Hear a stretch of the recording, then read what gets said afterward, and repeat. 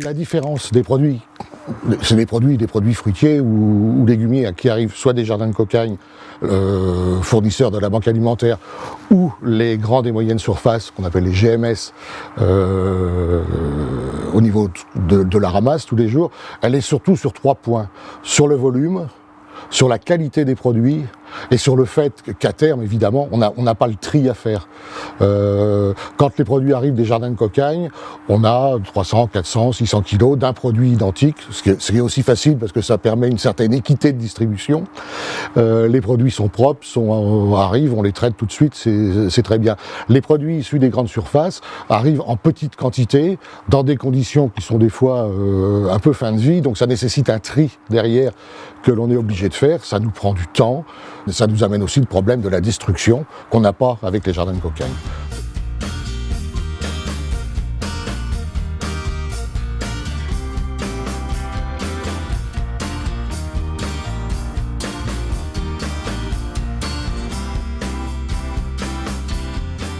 Resto Troc, c'est un restaurant solidaire.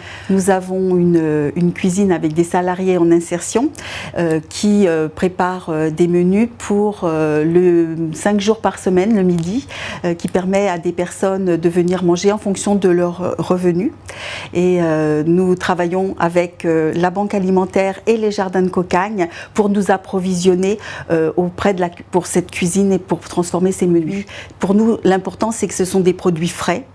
Ça nous permet d'avoir des produits pas chers, des produits qui sont transformés dans notre cuisine, puisque tous les menus sont faits sur place, et ça valorise justement toute cette chaîne alimentaire depuis les producteurs avec ces produits qui sont revalorisés par le jardin de cocagne et nos salariés en insertion qui, par cette transformation des produits, permet de donner des repas de bonne qualité aux personnes qui viennent manger chez nous.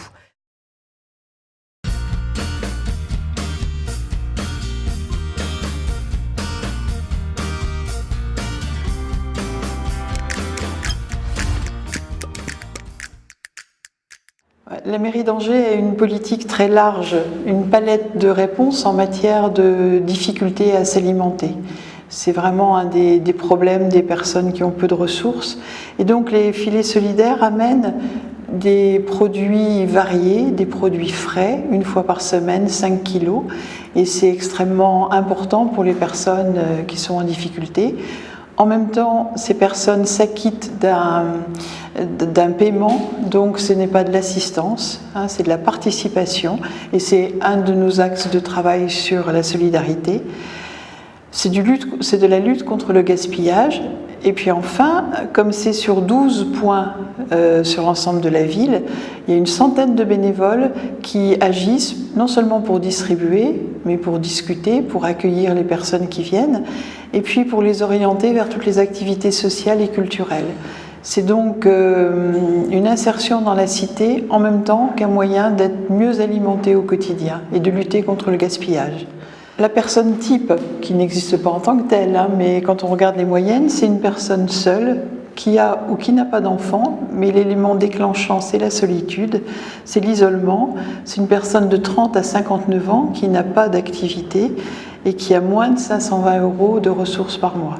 Sachant que les filets sont maintenant ouverts jusqu'à 800 €, de manière à permettre à des travailleurs pauvres qui ont un peu plus de ressources mais beaucoup plus de charges, d'avoir aussi une alimentation plus variée.